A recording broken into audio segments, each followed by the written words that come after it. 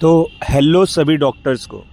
तो इस जो वीडियो का मेन मकसद है बनाने का, FMG solution how to pass with confidence and success.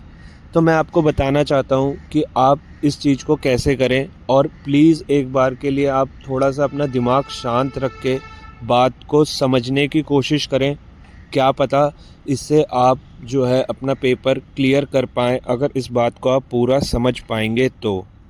और मैं आपका ये भी शुक्रिया अदा करना चाहता हूँ कि आपने बहुत रिस्पेक्ट करी और आप बहुत सुनने की क्षमता रखते हैं कि आप कोई भी चीज़ जब तक आप समझ नहीं जाते तब तक आप पूरी कोशिश करते हैं, पर कई बार जो है चीज़ें थोड़ी सी कमी की वजह से चीज़ें रह जाती है, तो बहुत जो है अफ़सोस की बात रह जाती है और दुख करने के लिए कोई भी नहीं बचता, बस अकेले बच जाते हैं हम जिन्होंने पूरी मेहनत करी होती है।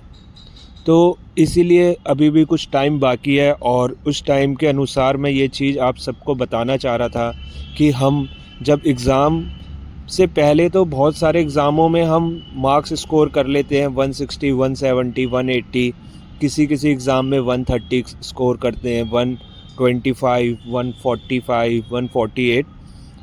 पर एक्चुअल एग्ज़ाम जिस दिन एग्ज़ाम होता है जो पास फेल डिसाइड करता है, उस दिन हम थोड़े मार्क्स से रह जाते हैं, और थोड़े ही मार्क्स हमें चाहिए होते हैं उन एग्ज़ाम को पास करने के लिए। तो उस चीज़ को हम पॉसिबिलिटी कैसे करें कि हमारे जो हैं 150 से प्लस ही हर बार आएँ, और किस हिसाब से हम प्रैक्टिस करें कि जो है कि हमारा माइंड इस हिसाब से डेवलप हो जाए कि वो एग्ज़ाम उस दिन जो होने वाला है हमें पता हो कि हमारे उसमें 150 प्लस ही स्कोर जाने वाला है।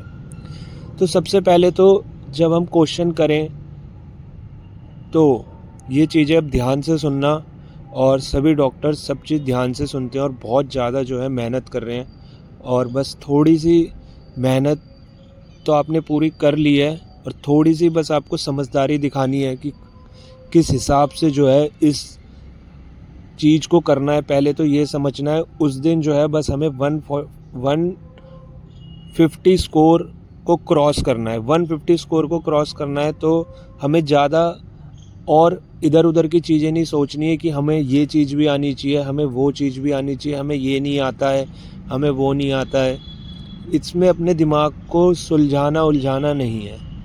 हमें एक हैबिट हमारी ये होनी चाहिए कि हम मैक्सिमम 150 क्वेश्चन जो हैं सही करें, और हमारे पास दिमाग में ये भी होना चाहिए कि हमें 150 क्वेश्चन गलत करने का भी पूरा मौका दे रहे हैं ये लोग। जब हम ये बात को जान जाएं, तब कोई सवाल नहीं आ रहा तो इतना परेशान होने की ज़रूरत नहीं है। आपके पास चांस है उस सवाल को गलत करने के, और वो गलत करने के लिए आपके पास मौका भी है कि आप उसे गलत भी कर दें, कोई दिक्कत की बात नहीं है। पर आपको जो सवाल सही हैं उन सवालों में गलतियां बिल्कुल भी नहीं करनी है। जो PYQ है, तो इसको करने का पूरा अंदाज कैसा होगा, अब मैं जो है बहुत ज़्यादा ज़रूरी बात बताने जा रहा हूँ। और बात ये है कि जैसे ही हम स्टार्ट करें एग्ज़ाम, 50 हमारा सेट का पेपर आए, और 50 सेट में हम पहले 30 नंबर के जो क्वेश्चंस हैं उसमें से छांट लें। छांटने का इन द सेंस है कि पहला क्वेश्चन हमने करा नहीं आया, दूसरा करा हमने नहीं आया, तीसरा करा हमने नहीं आया, चौथा करा नहीं, पांचवा हमें, और हमने जैसे ही छठा करा हमें आ गया, सातवां हमें आ गया, आठवां भी आ गया। ऐसे करके हमें जो है जो नहीं आ रहे वो हमने नहीं करे, देखे भी नहीं हमने उनकी तरफ। हमें लगा हाँ ये 3 लाइनर्स हैं, इन्हें नहीं करते। अभी जो 1 लाइनर्स हैं वो हमने कर लिए, और 50 क्वेश्चंस में से हमने 25 अटैम्प्ट करे, और 25 में से हमारे 15 क्वेश्चन जो हैं सही हुए रियलिटी में, और 10 जो गलत हुए वो हमें नहीं पता कि हाँ भाई कहाँ गलत हुए। हमने ऐसे अटैम्प्ट करे, और इससे क्या होगा 46 क्वेश्चन तक भी जाओगे, पढ़ोगे कि हाँ ये मुझे आता है, जल्दी से कर दिया, फिर 50 भी पढ़ लिया, हाँ भाई। नहीं तो बच्चा पढ़ ही नहीं पाता, वो शुरू के क्वेश्चनों में इतना उलझ जाता है डॉक्टर, वो पढ़ ही नहीं पाता। तो अपने दिमाग पे कंट्रोल करना है, ना कि इस चीज़ पे कंट्रोल करना है कि हमें सब चीज़ आती है नहीं आती है। क्योंकि उस दिन हमें 150 क्रॉस करने हैं, ना कि हमें सारी चीज़ों का जानकारी इकट्ठी करनी है। कोई हमसे पूछेगा कि हमें जैसे फ़ॉरेन में पूछते थे कि इस सवाल का आंसर बताओ, इस सवाल का आंसर बताओ, तो हमें वहाँ पे थ्योरी नहीं बतानी उन्हें, हमें वहाँ पे आंसर बताने। अब हमने ऐसे करके जितने हमें आते थे वो हमने कर लिए। तो हमने 15 क्वेश्चन कर लिए राइट, 10 हमने गलत कर दिए और अभी 25 बचे हैं। अब 25 में से हमने 15 क्वेश्चन ऐसे थे जिनमें हमने थोड़ी अपनी दिमाग लगाया, बुद्धि लगाई कि हाँ इसका आंसर ये लगता है मुझे, इसका आंसर ये लगता है, ऐसे करके। और आपने 15 में से फिर से जो है 15 उनमें से करे और 10 रह गए। तो आपने ये लगा लो 15 में से बाय चांस 7 सही कर दिए। अब आपने 7 सही कर दिए और 8 गलत कर दिए, कोई बात नहीं। पर आपने अभी जो क्वेश्चन आपको पहले सेट में, जैसे 50 का आपने 3 सेट में डिवाइड कर लिया दिमाग के अंदर कि पहले सेट में जितना आता है वो कर लिया, तो आपने उस चीज़ में अपना दिमाग नहीं लगाया। जो क्वेश्चन के आंसर जो थे वो आपने पढ़े थे वो कर दिए। तो बेसिक मिस्टेक आपने कोई करी नहीं कि यहीं पे आपने दिमाग लगाना चालू कर दिया, यहीं पे आपने तुक्के लगाना चालू कर दिए, यहीं पे आप क्ल्यू सोच रहे हो, ये नहीं तो ये। तो ऐसा नहीं करना है। पहले में जितना आता है वो कर लिया। अब दूसरे वाले में थोड़ा दिमाग लगाया, उसमें हमने 7 नंबर के सही कर लिए और 15 और 7 हमारे 22 नंबर हो गए। और अभी हमारे पास 10 सवाल बचे हैं। 10 में से हमने लगाने चालू करे, दिमाग लगाया। उसमें से हमने 3-4 में दिमाग लगा लिया। 5 हमें बिल्कुल कभी सुना ना कभी कुछ करा, उसका हमने ना कभी देखा। बिल्कुल कंफ्यूज नहीं होना है। उनमें से जैसे ही आपने 10 में से 4 ठीक कर लिए, आप 26 क्रॉस कर देंगे। और जैसे ही 26 क्रॉस होता है आपके पास ये होगा कि कोई बात नहीं, अब 4 में आप एकदम जो है एक्सक्लूड करो कि हाँ ये नहीं हो सकता, ये नहीं हो सकता, ये नहीं हो सकता, तो ये होगा। और उन 4 में ही दिमाग लगाना है। तो फिर आपके पास एक दिमाग लगाने का जो टाइम लग रहा है उन क्वेश्चनों में, वो आखिरी में जब वो लास्ट क्वेश्चन है उनमें दिमाग लगा लिया, जितना पूरा दिमाग भी लगा लिया, जब तक टाइम नहीं ख़त्म हो रहा तो भी कोई दिक्कत की बात नहीं है। तो आपने पूरा पेपर कर लिया है, 3-4 नंबर भी। और जैसे 10 में से आपने 4 भी सही करे तो आपके ये टोटल 50 में से 26 हो जाएंगे।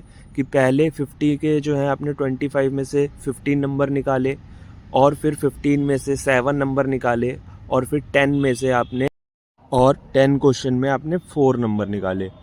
तो बेसिकली आपके 26 नंबर हो गए। और आपने इस हिसाब से निकाले कि आप हर क्वेश्चन में जो क्वेश्चन का आंसर आता है उसमें भी आप सोच रहे हो ये नहीं ये, तो फिर उसमें 2-4 नंबर की गलती हो जाएगी और मार्क्स इधर उधर हो जाते हैं। तो पहला सेट, दूसरा सेट, तीसरा सेट, 50 का एक पूरा ये सेट है और इसमें 3 सेट हमने डिवाइड कर लिए हैं। हमने जो आते हैं वो पहले कर लिए, फिर थोड़ा दिमाग लगा लिया, और फिर लास्ट में एक्सक्लूडिंग का ऑप्शन लगा लिया।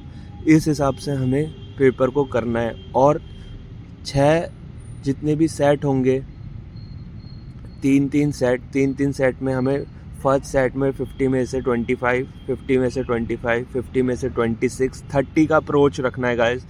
और ऐसे ही नेक्स्ट सेट में भी।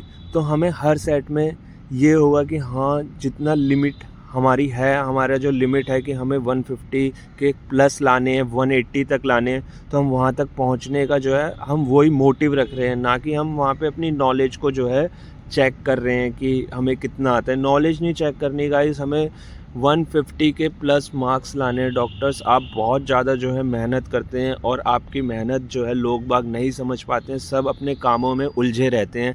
तो उनके पास आप लोगों का दर्द दुख समझने के लिए टाइम नहीं है गाइस। पर मैं आप लोगों का दर्द दुख समझूंगा, और जिस परेशानी से मैं निकला, मैं नहीं चाहता कि आप भी उस परेशानियों से निकले।